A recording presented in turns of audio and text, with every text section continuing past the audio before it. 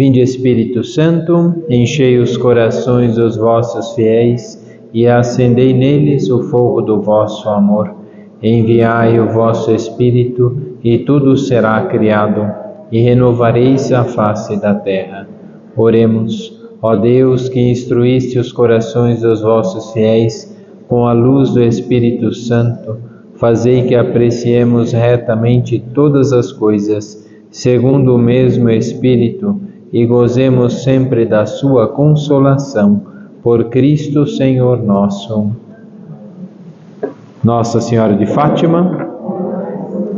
Muito bem, hoje a partir do parágrafo 976, no artigo 10, creio no perdão dos pecados. No símbolo dos apóstolos, como diz aqui, a fé no perdão dos pecados é aquilo que a igreja nessa comunhão dos santos, aquilo que prepara, que nós já vimos, que prepara para a nossa união com os santos, com a milícia celeste, com a milícia terrestre, que somos aqui nessa luta, e com aqueles que estão no purgatório. Então, há uma união. E essa união passa também exatamente por essa crença. Acreditamos no perdão dos pecados, porque Nosso Senhor afirmou, para que perdoasse os pecados, aqueles que perdoarem serão perdoados, e os que reterem o pecado serão retidos. E por que isso? A prática do perdão dos pecados, Nosso Senhor vai dizer: recebei o Espírito Santo, aqueles a quem perdoardes os pecados lhes serão perdoados, aqueles a quem os retiveres lhes serão retidos. Por que Nosso Senhor afirmou isso? Para que o pecado seja perdoado, é preciso que seja acusado. Para que a pessoa seja perdoada, ela precisa se acusar do pecado. Porque Deus conhece o nosso pecado. Mas o perdão exige a humildade de reconhecer o próprio erro. E quando a pessoa admite o próprio erro, Nosso Senhor prometeu lá no hino de Nossa Senhora: eleva os humildes e derruba os soberbos de mãos vazias. Então, eleva os humildes. Com humildade, reconhecendo que erramos, Deus nos conduz à perfeição. Por isso, o perdão dos pecados é se colocar no nível do nosso primeiro encontro com Cristo, que é o batismo. O batismo nos insere na vida de Cristo, mas o pecado nos faz desviar. Então, com o pecado, o homem começa a perder o caminho da graça, começa a cair na desgraça, fica uma pessoa desgraçada.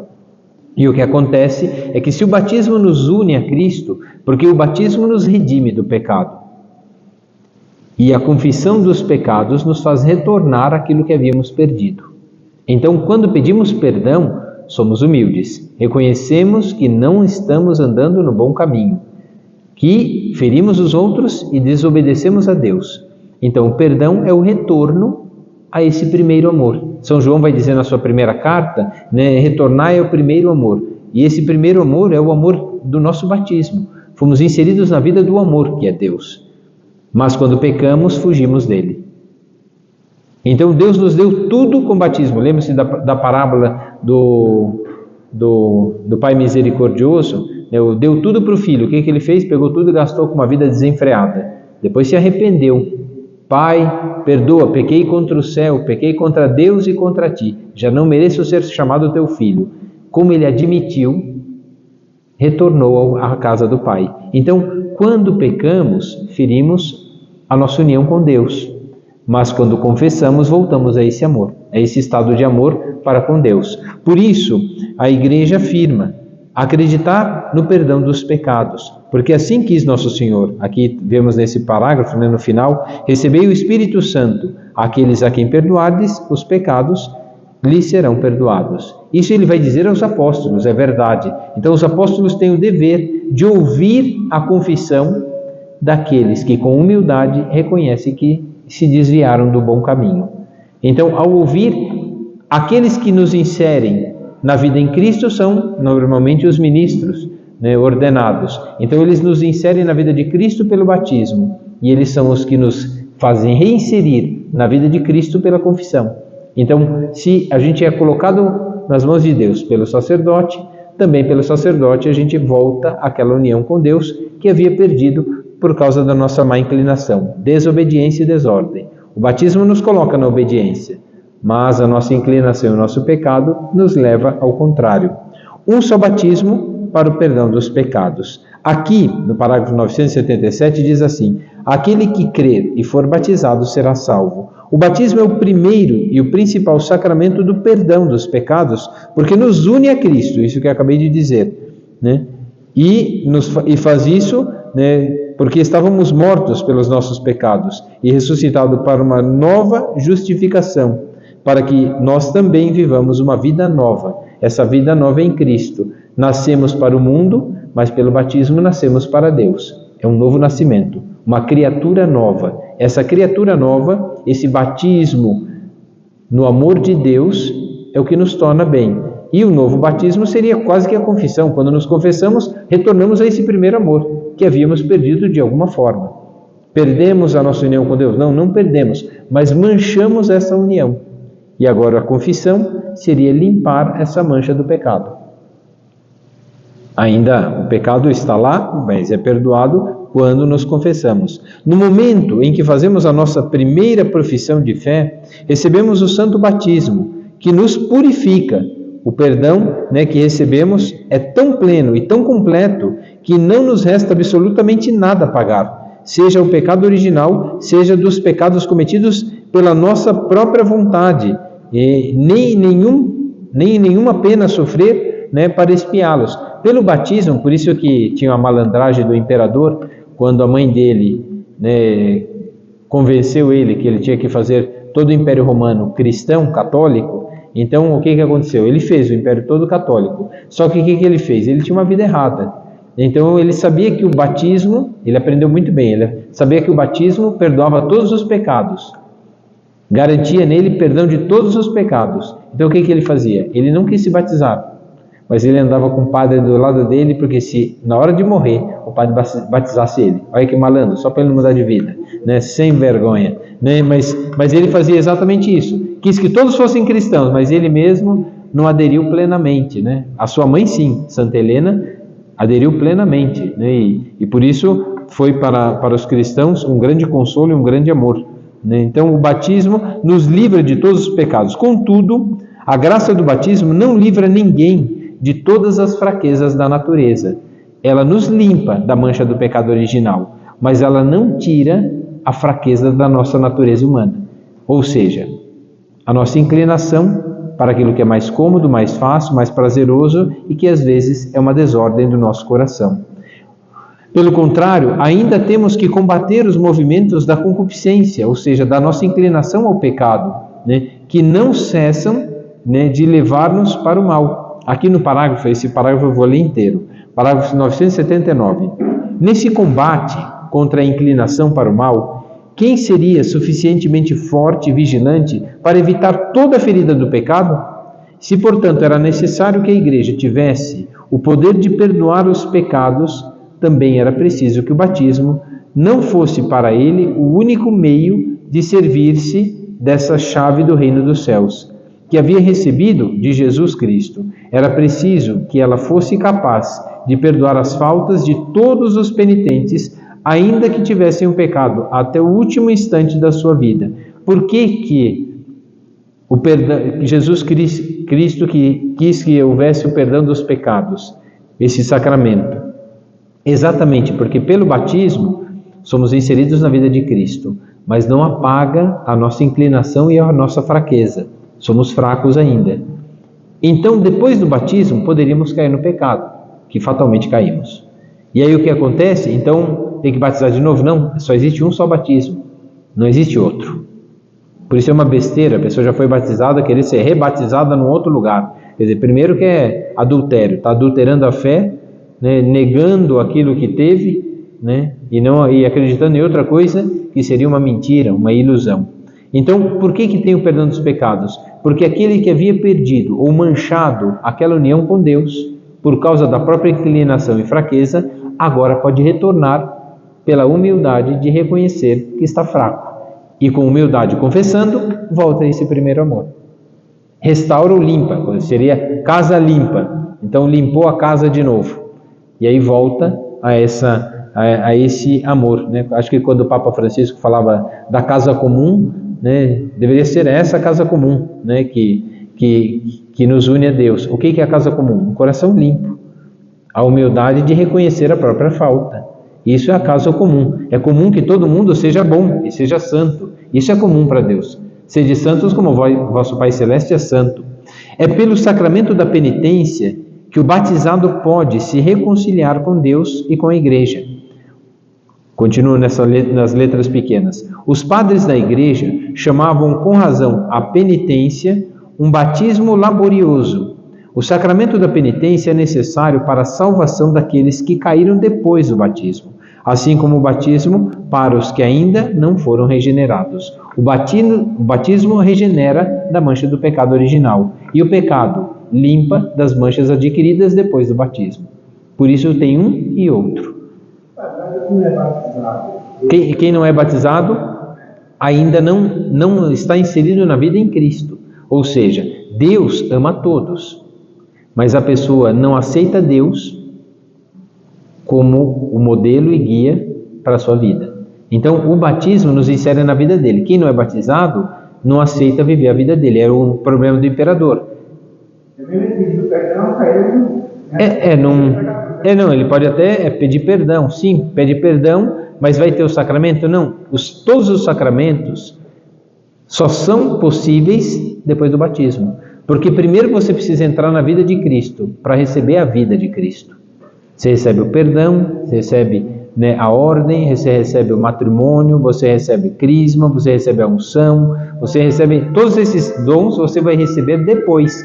E esses dons que você recebe depois, o que acontece? Eles só podem ser recebidos depois da primeira união. E essa primeira união é o batismo. Então, primeiro você precisa aceitar Deus e aceitar a vida de Cristo. Aí os outros dons são dados àqueles que correspondem ao amor. Não correspondeu, precisa se confessar para voltar de novo a esse primeiro amor.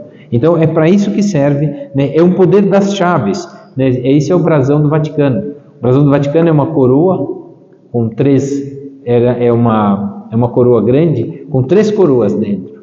Essas 3 coroas são os munus, né? Que a igreja tem, né? De ensinar, né? O munus, né? de ensinar, de ordenar, né? De profetizar, né? De ensinar, né? E munus docendi. Nossa, me deu branco agora. Mas são esses 3 poderes. E também os poderes: o divino, o civil, né, e o eclesiástico. Então são esses poderes que a igreja confere. E por isso que são 2 chaves. O símbolo do Vaticano são 2 chaves. Tudo que ligares no céu será ligado. Tudo que desligares será desligado. A porta é estreita. E a quem foi dada a chave? A São Pedro. É ele que liga e desliga. Então essa porta estreita é o Cristo. E para entrar por essa porta existe uma chave. E que chave é essa? A humildade de pedir perdão e ser purificado para entrar. Quem não se confessa vai poder entrar no céu? Talvez até consiga, pelo purgatório, não direto para o céu. Mas se confessar, pode ser que vá para o céu. O problema é que a gente tem uma dívida às vezes. Então essa dívida precisa ser sanada, né?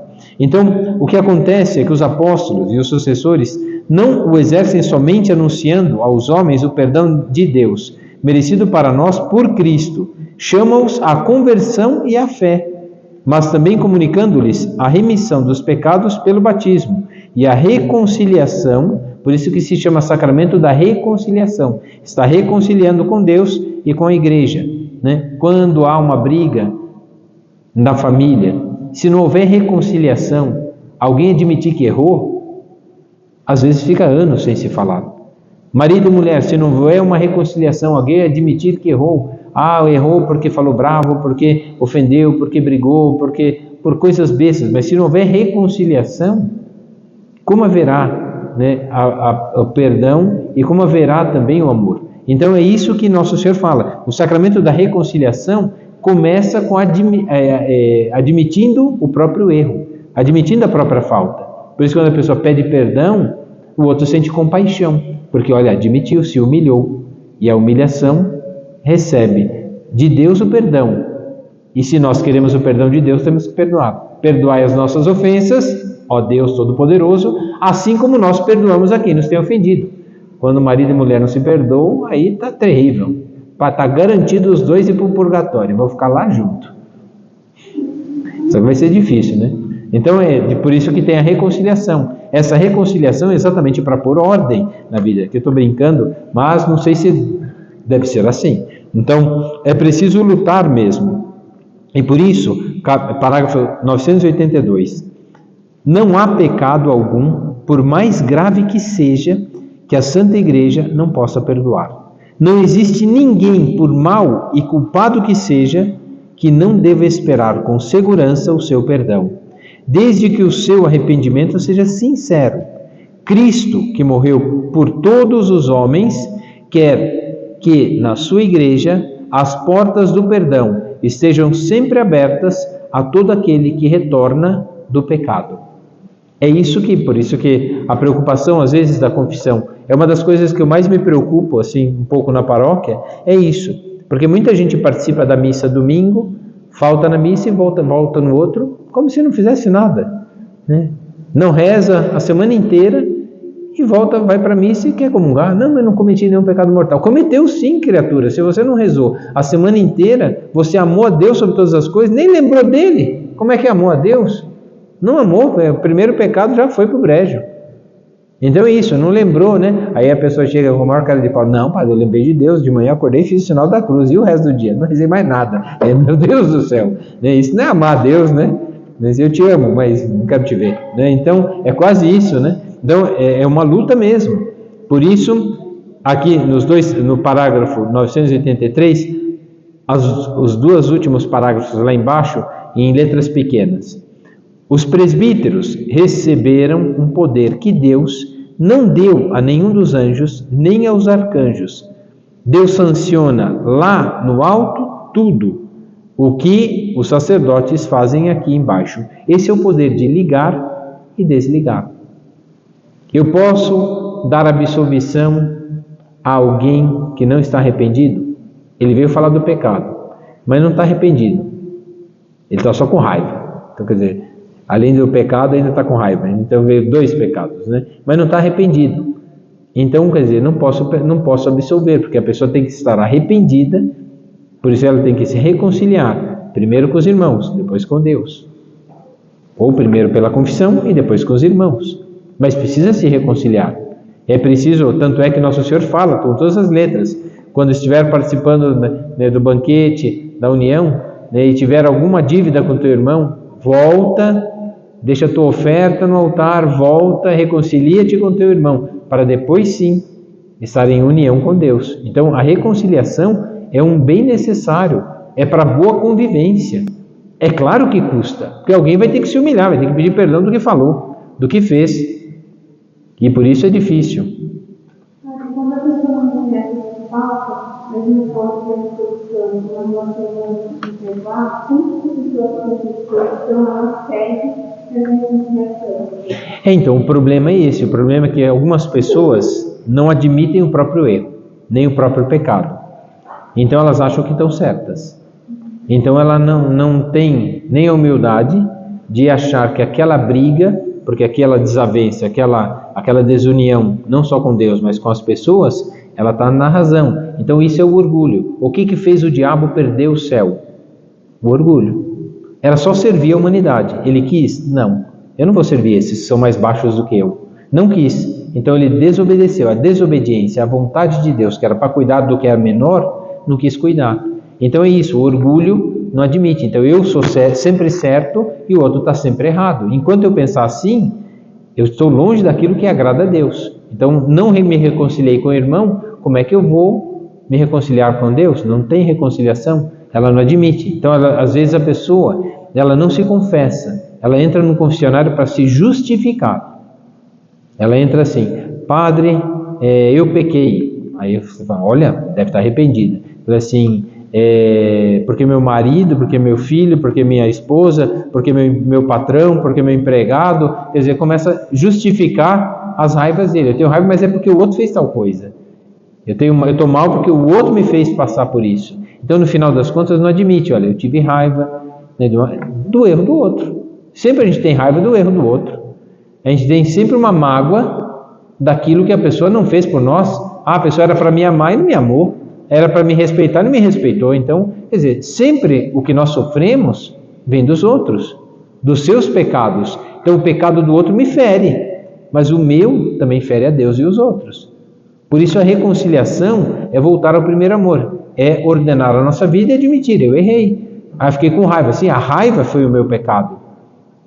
Sempre a gente vai ter raiva de alguma coisa. Vamos hoje passear, né, nesse dia tão bonito e ensolarado. Deu um trovão, choveu, acabou. Com a festa não vai passear em lugar nenhum. A culpa é de quem agora?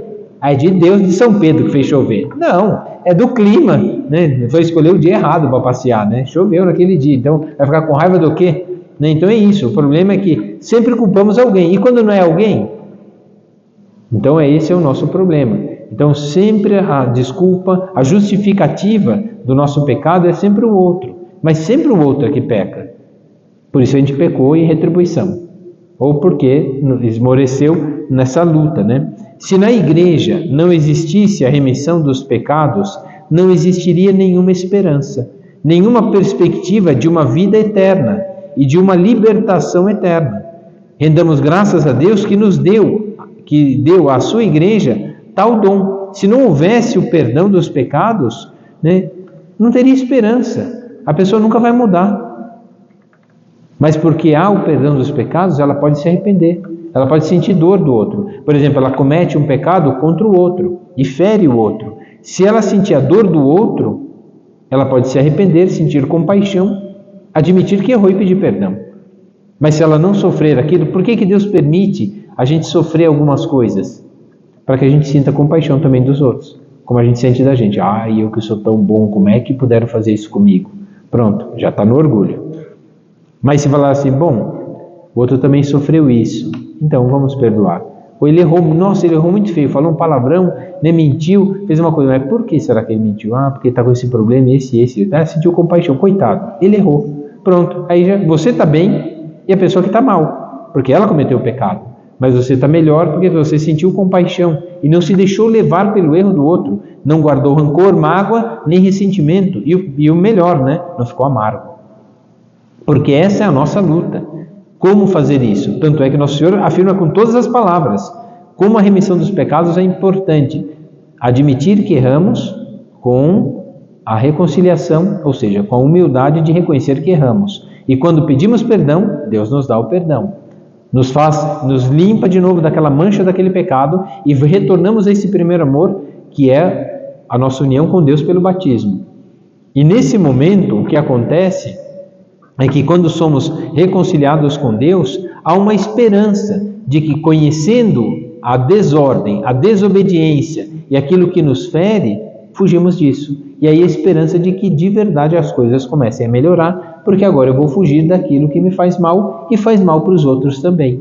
Quando eu começo a emendar a minha vida, eu tornei a vida de todo mundo melhor. Quando eu não reclamo, ninguém ouviu murmuração. Quando eu não ofendo, ninguém se sentiu ofendido. Quando eu não menti, ninguém foi enganado. Quando eu fiz a caridade, todo mundo se sentiu privilegiado. Então, são essas lutas que devemos travar. E a vida do batismo nos insere nessa vida, numa vida de virtudes, não dos vícios. Porque os vícios nos tiram do bom caminho. São, na verdade, as nossas misérias. Continuando, no parágrafo 988, creio na ressurreição da carne. Depois de pedirmos perdão dos pecados, temos uma vida nova em Cristo. E essa vida nova, se morrermos em estado de graça, pedindo perdão, ressuscitaremos para a vida eterna. Mas se não pedirmos perdão, ressuscitaremos para a perdição, que é ainda o purgatório, até um dia merecer a vida eterna. Então, por isso, é uma luta. Cremos firmemente e assim esperamos, parágrafo 989. Creio firmemente e assim esperamos que na mesma forma que Cristo ressuscitou verdadeiramente dos mortos e vive para sempre, assim também, depois da morte, os justos viverão para sempre com Cristo ressuscitado, e que Ele os ressuscitará no último dia. Como a ressurreição de Cristo, também a nossa será obra da Santíssima Trindade. É isso que nós esperamos, porque é isso que Nosso Senhor prometeu. Aquele que faz a vontade do meu Pai que está nos céus, esse é meu irmão, minha irmã e minha mãe. Por que Nosso Senhor fala isso? Porque na obediência e na ordem, somos inseridos nessa vida de Cristo pelo batismo, mas pelo nosso desejo e pela luta de colocar em prática, seremos associados à glória dos céus, porque se Ele ressuscitou e se nós estamos nele, permanecei em mim e eu permanecerei em vós. Se permanecermos nessas palavras, essas palavras serão palavras de vida eterna e seremos salvos. Mas se essas palavras não tiverem um eco, um efeito na nossa vida, e não houver uma transformação, um esforço, uma luta para colocarmos em prática, não temos a vida em Cristo. Não permanecemos na sua vontade, nem na vontade de Deus. Estamos em Cristo? Não. Estar em Cristo é fazer a sua vontade. Agora, é claro que é difícil e somos fracos, como disse o próprio capítulo anterior. Somos fracos. É por isso que pela reconciliação nos tornamos fortes. Voltamos de novo ao bom caminho. Retornamos ao bom caminho. São Paulo errou e ficou santo. Santo Agostinho errou e ficou santo. Os santos erraram e, reconciliados, foram purificados e trilharam um bom caminho com a graça de Deus e, assim correspondendo, permaneceram nele e Deus neles. É isso que é a luta que nós devemos travar. Parágrafo 991 diz assim: crer na ressurreição dos mortos foi desde os inícios um elemento essencial da fé cristã. A confiança dos cristãos é a ressurreição dos mortos. Crendo nela, somos cristãos. Por que somos de Cristo? Porque Cristo venceu a morte. Por que somos cristãos? Porque Cristo ressuscitou. Porque poderíamos seguir outras pessoas.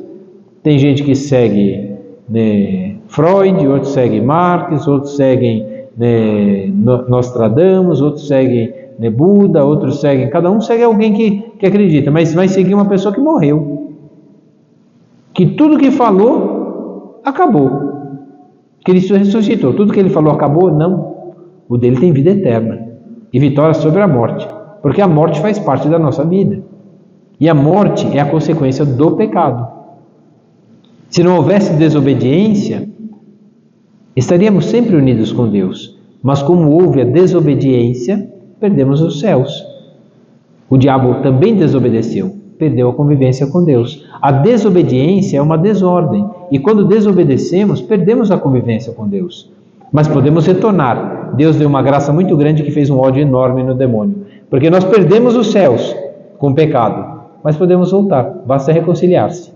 Voltar ao amor, ao primeiro amor, admitir que erramos e pronto, e voltamos. Aqui, essa confiança dos cristãos na ressurreição dos mortos, é crendo nela que somos cristãos.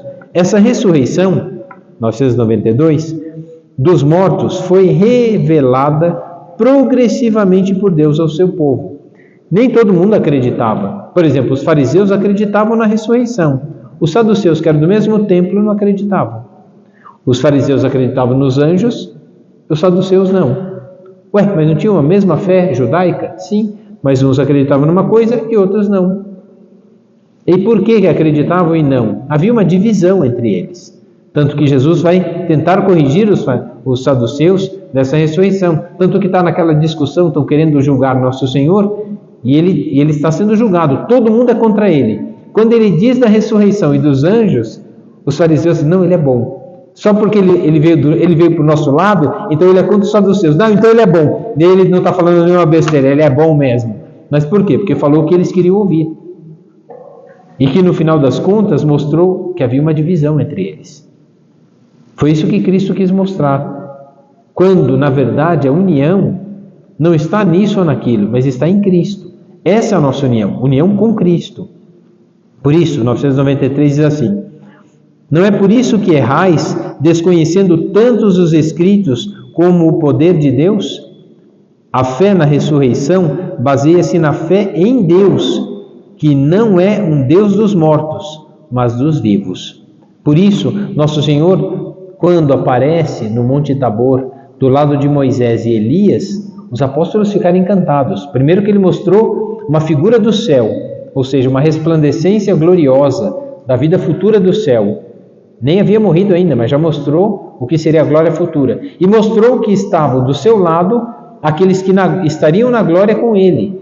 A lei em Moisés, se obedecer à lei, é obediência, ordem. E a profecia de Elias, o zelo de Elias por amor a Deus. Não só na oração, não só na confiança, mas na força em colocar em prática a vontade de Deus. Tanto os profetas quanto a lei. Então, quando aparecem essas duas figuras, Deus mostra que não são dos mortos, mas dos vivos. Então, essas figuras não eram nem para ter medo. Quando Jesus anda sobre o mar, eles pensam que Jesus é um fantasma. Quando vem Moisés e Elias, até que não ficaram com medo, porque a resplandecência de Jesus ressuscitado foi a glória daquilo que mostraria o ressuscitado, deu alegria tão grande a esses homens que eles não tiveram medo. Mas quando andou na água, tiveram medo. Por quê? Bom, primeiro que era noite, depois segundo que ninguém anda sobre o mar, mas andou sobre o mar. Isso também foi para mostrar uma força extraordinária além daquilo. Jesus já havia mostrando progressivamente aos fariseus, aos saduceus, o que seria a ressurreição. Quando anda sobre o mar, o homem não é capaz disso. Quando mostra a resplandecência do céu, o homem não é capaz disso. Quando cura um doente, o homem não é capaz disso. Quando ele faz uma pesca milagrosa e multiplica os pães e os peixes ali, numa abundância tão grande que alimenta mais de 5.000 pessoas, com 5 pães e 2 peixes, porque não era partilha, só tinha 5 pães e 2 peixes, não era partilha, multiplicou e alimentou 5.000. Então o que acontece? Uma coisa extraordinária. Ele já vinha mostrando todo o poder do seu amor pela necessidade de cada uma das pessoas. Curou os doentes, curou os endemoniados, curou a falta de fé, curou a falta de esperança, foi curando todas as coisas. Aí sim os homens começaram a entender. Por isso Deus vai ensinando pouco a pouco. E a ressurreição, depois quando ressuscita, o filho da viúva, ressuscita a menina, ressuscita Lázaro, ressuscitou. Esses haviam morrido e ressuscitou. Alguns até tiveram dúvida, não, devia estar dormindo, acho que não ressuscitou não, mas haviam morrido. E ressuscitou todos esses. Lázaro era o 3º dia já, não, era o quarto dia. Já morreu há 4 dias, já fede, já cheira mal. E ressuscitou também. Então tudo isso para mostrar um poder extraordinário daquilo que Deus pode fazer, porque nós não somos capazes. Por isso a obediência e o esforço de colocar em prática o que nos pede nosso Senhor é o que vai nos levar a ter uma vida cristã, acreditar na ressurreição, que é um poder maior do que todas as outras coisas. Curou, mas todos os que foram curados morreram. Andou sobre o mar, mas depois não vamos estar aqui, não precisamos andar sobre o mar. Tantas coisas que fez foi para mostrar. Mais ainda, 994, Jesus liga a fé na ressurreição à sua própria pessoa. Ele vai dizer, eu sou a ressurreição e a vida. Ele é a salvação. Ele é a medida das coisas. É Jesus mesmo que no último dia há de ressuscitar os que nele tiverem acreditado, tiverem crido. No de vocês está escrito assim? Tá. É porque às vezes muda um pouquinho, minha versão é bem velha. E que tiverem comido o seu corpo e bebido o seu sangue. Desde já fornece um sinal e um penhor disto, restituindo a vida a certos mortos. Ou seja, para termos a vida em Cristo e ressuscitarmos com Ele, é preciso dar um outro passo. Primeiro, batismo inseridos na vida de Cristo. Reconciliados quando perdemos o caminho na desobediência. E agora, a certeza de que nós estaremos com Ele, é que devemos ter uma aliança de amor com Ele. E que aliança de amor com Ele é essa? É a Eucaristia. E a Eucaristia é: aquele que comer a minha carne e beber o meu sangue, terá vida em mim. Uma vida do ressuscitado. Por isso, a Eucaristia é o alimento que nos fortalece nesse caminho. Mas para recebermos esse alimento, precisamos estar reconciliados, para relembrar a nossa primeira união. Uma primeira união com Cristo pelo batismo. A reconciliação se perdemos o caminho. E a comunhão é estar em comum acordo com esse amor. Por isso, a nossa vitória sobre os nossos pecados. Ser testemunha de Cristo, portanto, 995. Ser testemunha de Cristo é ser testemunha da sua ressurreição. Ter comido e bebido com ele após a sua ressurreição dentre os mortos, isso valeu aos apóstolos. Ter comido com ele depois da ressurreição. E a missa é isso. Isto é o meu corpo, fazer isso em memória de mim. É fazer estar com ele. A esperança cristã na ressurreição está toda marcada pelos encontros com Cristo ressuscitado. Ressuscitaremos com ele, como ele e por ele. É exatamente o que acontece na missa depois do ato da consagração.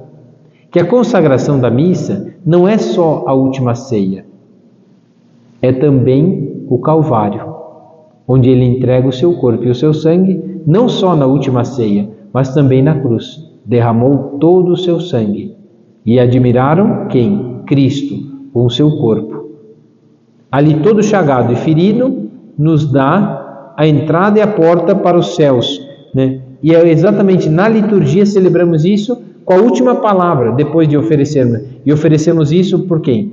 Pelo Papa, pelo Bispo, pelos mortos, pela Igreja, por todos aqueles que estão ali presentes, pelas suas intenções, oferecemos tudo isso. E aí, quando unimos todas essas coisas à vontade de Cristo, o Padre termina elevando e mostrando ao Pai. Por isso que o Padre eleva o cálice e a patena, ele eleva e oferece ao Pai o que nós temos de melhor nesse mundo, o Filho. E é nossa união com Ele que nos salva. Por isso o Padre diz naquele momento: por Cristo, com Cristo e em Cristo, a vós, Deus Pai Todo-Poderoso, toda a honra e toda a glória por todos os séculos dos séculos.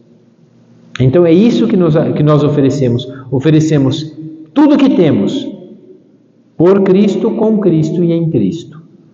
Por Ele estamos aqui. Com Ele seremos mais. Né? Por Cristo e em Cristo, um só coração, uma só alma, uma só vontade. Por isso, entregamos ao Pai o que temos de melhor e o que é mais bonito. Logo que fazemos isso, rezamos a oração que Ele nos ensinou, para que ninguém esqueça o que deve fazer na vida, e logo em seguida comungamos. O que demos a Deus, Ele nos dá de volta. Ele dá o seu Filho para que seja a nossa união com Ele. E aí volta aquela passagem dos apóstolos. Depois de ressuscitado, o coração deles encheu de tanta alegria que comeram com Ele. E aqui, Ele não é qualquer alimento.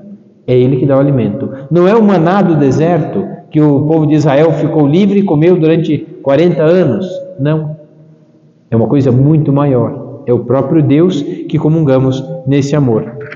E continua, né, exatamente no parágrafo 997. O que é ressuscitar? Na morte, que é separação da alma e do corpo, o corpo do homem cai na corrupção, vai apodrecer no caixão, ao passo que a sua alma vai ao encontro com Deus, ficando à espera de ser novamente unida ao seu corpo glorificado, que Cristo também foi sepultado, mas não sofreu a corrupção da carne, ressuscitou e subiu glorioso com seu corpo e alma. A nós resta esperar a segunda vinda de Cristo, onde tudo será recapitulado. Então é isso, essa onipotência divina restituirá definitivamente a vida incorruptível aos nossos corpos, unindo-os às nossas almas, pela virtude da ressurreição de Cristo. O parágrafo 998 inteiro também. Quem ressuscitará? Quem vai ressuscitar? Todos os homens que morreram. Os que tiverem feito o bem sairão para uma ressurreição de vida, e os que tiverem praticado o mal para uma ressurreição de julgamento, purgatório e inferno. Então, por isso, o bem nos associa a Deus, o mal nos associa a desordem e desobediência. Lá embaixo, né? E de que maneira isso acontece? Cristo ressuscitou como seu próprio corpo. Vede as minhas mãos e os meus pés, sou eu que sofri as chagas da cruz, mas ele não voltou a uma vida terrestre. Da mesma forma, nele, todos ressuscitarão com o seu próprio corpo que tem agora. Porém, este corpo será transfigurado em um corpo de glória, em um corpo espiritual. Então, aquilo que nós somos, continuaremos. Por isso temos que amar a Deus para ressuscitar com Ele. No parágrafo de baixo, nas letras pequenas, não vou ler tudo, só uma aqui na segunda linha e as duas últimas. O que semeias não readquire vida, a não ser que morra. Quando você planta qualquer coisa, você planta um milho, ele se perde e vai virar depois uma espiga. Muitos outros grãos, que não é o mesmo, mas é da mesma natureza. E agora vai sair novo, uma vida nova. Por isso, a nossa vida também é assim, né? Faz essa comparação, né, exatamente para mostrar, né? Então, lá na última linha, com efeito é necessário que este ser corruptível, a nossa vida, revestida de incorruptibilidade, e que este ser mortal se revista de imortalidade, diz na carta aos Coríntios. Então é preciso morrer para a nossa vida. E não foi isso que disse nosso Senhor? Como é que a gente morre todos os dias? Renuncia a si mesmo, tome a cruz, porque na cruz você vai morrer, né? Tome a cruz e me siga. É seguindo Cristo, sem medo da cruz, e renunciando à própria vontade, que teremos uma vida nele. E isso que vai mudando a nossa vida, vai configurando a nossa existência. É por isso que precisamos lutar continuamente. Quando o Senhor, ao sinal dado, nas letras pequenas do parágrafo 1001, quando o Senhor, ao sinal dado, à voz do arcanjo e ao som da trombeta divina, descer do céu, então os mortos em Cristo ressuscitarão primeiro, porque entrarão na vida eterna. E as letras de baixo do parágrafo 1002. Fostes sepultados com Ele no batismo. Morremos para a nossa vida naquele momento, uma vida nova em Cristo. Também com Ele ressuscitastes, pela fé no poder de Deus, que o ressuscitou dos mortos. Se, pois, ressuscitastes com Cristo, procurai as coisas do alto, onde Cristo está sentado à direita de Deus. E é isso que nós buscamos na fé. Quando estamos mal, há possibilidade de reconciliar-se. E por pior que estejamos, não há pecado que não seja perdoado. E se admitimos o nosso pecado, estamos unidos a Cristo. Comungamos do seu amor, recebemos o seu corpo e sangue, que é primícias da glória futura do céu. E um dia estaremos com Ele nessa glória, porque o buscamos durante a vida. Por isso que a fé é buscar Deus. E mesmo na nossa imperfeição, sempre podemos recomeçar. É tão bonitinho quando uma criança começa a andar, ela levanta, cai, levanta, cai, levanta, cai, levanta, cai. O que importa é que ela está levantando, não é a queda. O que importa é que ela continua levantando. E é isso que é a nossa vida. Levantaremos com a fidelidade da oração, com uma comunhão bem feita, com a caridade feita aos outros, com a paciência nas adversidades, com o perdão nas contrariedades. É maravilhoso, mas caímos. Então recomeçamos tudo de novo. Essa que é a beleza, retornar à nossa primeira união, que ela vai nos garantir a última união. E essa união, pela liturgia, pela Santa Missa, na Eucaristia, a Eucaristia é uma ação de graça. É nela que a graça atua mais em nós, que é o que nos falta, o alimento para atravessar esse vale de lágrimas, esse deserto da vida presente. Porque por mais companhia que tenhamos, sempre nos sentimos sós. Por mais que a nossa família esteja ao nosso lado, nunca eles correspondem ao que queremos. Até porque também nós não correspondemos à vontade divina plenamente. Se é assim conosco, imagina com os outros. Também não vão fazer. Se é de Deus, que é a melhor, não fazem, a minha que não vão fazer mesmo, que com certeza não é a melhor. Então é essa luta que devemos travar todos os dias. E aqui continuando, lá embaixo no 1003. Unidos a Cristo pelo batismo, os crentes já participam realmente da vida celeste de Cristo ressuscitado, mas essa vida permanece escondida com Cristo em Deus. Com Ele nos ressuscitou e fez-nos sentar nos céus em Cristo Jesus. Nutridos com o seu corpo na Eucaristia, já pertencemos ao corpo de Cristo. Quando ressuscitamos no último dia, nós também ressuscitaremos, manifestados com Ele, cheios de glória. Então, essa é a luta que devemos travar, nutridos por esse amor, buscando essa união com Cristo, na correspondência da obediência. A obediência nos garante o cumprimento do batismo. A reconciliação nos faz voltar. A comunhão nos leva à plena adesão à vontade de Deus. E essa adesão nos faz permanecer no seu caminho. Por isso, permanecei em mim, e eu permanecerei em vós. Mas como somos fracos, pedimos sempre o seu auxílio, para que Ele venha com seu amor para sanar as nossas fraquezas, porque somos inconstantes, porque somos fracos. Então, o corpo, aqui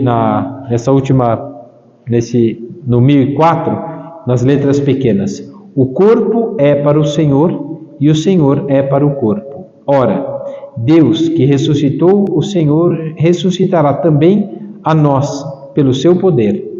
Não sabeis que os vossos corpos são membros de Cristo? Não pertenceis a vós mesmos.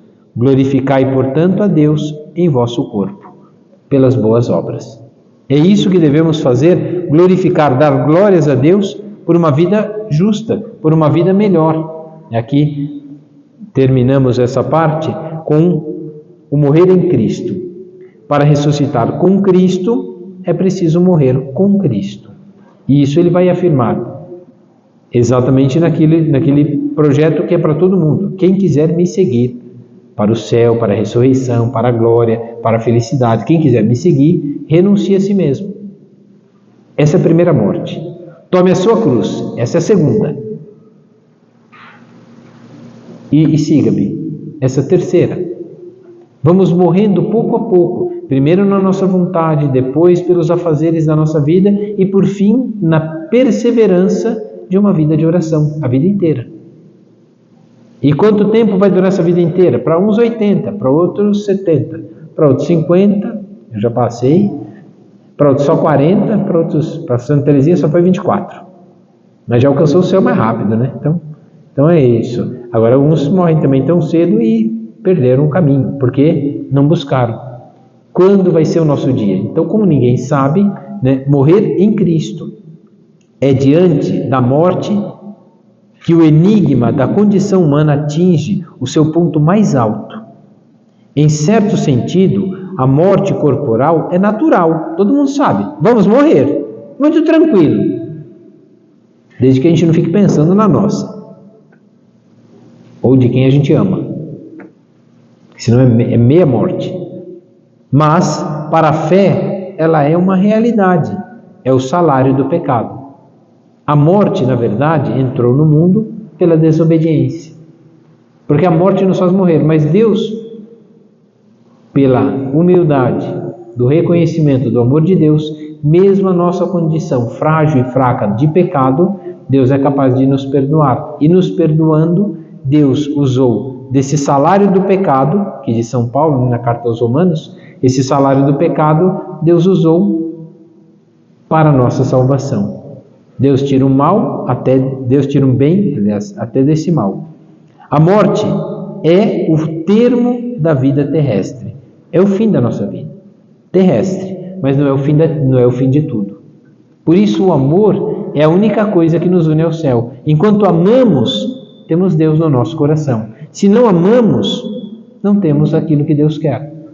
E por isso morremos já em vida. Mas quando amamos, esse amor em vida é a garantia da vida futura. Por isso, esse aspecto da morte dá um aspecto de urgência às nossas vidas. A lembrança da nossa mortalidade serve também para recordar-nos que temos somente um tempo limitado para realizar as nossas vidas. O que nós estamos fazendo da nossa vida? Essa é a pergunta.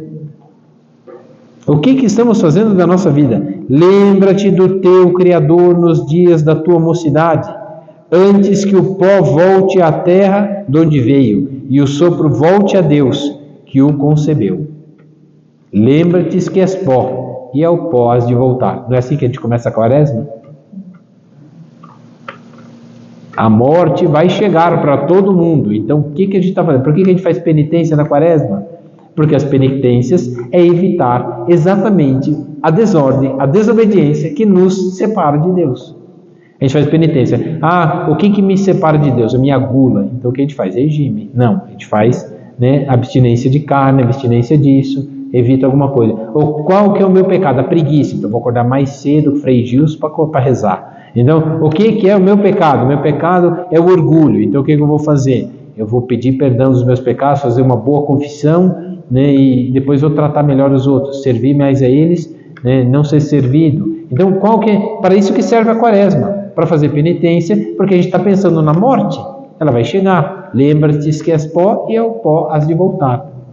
Lembra de converter a tua vida, converter o coração a Deus, voltar o nosso olhar a Deus. A morte é consequência, portanto, do pecado. A morte é transformada por Cristo Jesus, né, que é Filho de Deus, e ele sofreu também, ele também morreu. A própria condição humana. Todavia, apesar do seu pavor diante da morte, porque Jesus chorou e transpirou sangue no Horto das Oliveiras, diante daquilo que ele sofreria, da morte que sofreria, assumiu-a em um ato de submissão total e livre à vontade de Deus. Aqui, portanto, termina assim: a obediência de Jesus transformou a maldição da morte em bênção. A obediência transformou todas as tragédias da nossa vida em uma bênção.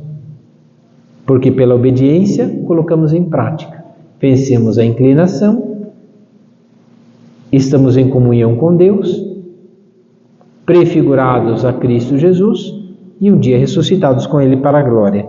Graças a Cristo, a morte cristã tem um sentido positivo. Para mim, a vida é Cristo e morrer é lucro. Porque de verdade, a gente não vai mais pagar imposto, não vai precisar acordar cedo, vai ser tão bom o dia que morrer. Se for para o céu, mas se for para o inferno, que saudade daquele tempo das cebolas do Egito. É de verdade, por isso que temos que mudar agora. E quando mudamos agora, a nossa vida já mudou. A morte já não é mais, tem um sentido de separação. Não, a morte é o cumprimento. Quem estuda, faz faculdade, o dia da formatura é uma alegria, porque terminou o sofrimento e a escravidão. Quem trabalhou o mês inteiro, o dia de receber o salário, também é uma alegria, né? Compensou ou não aquilo que fez.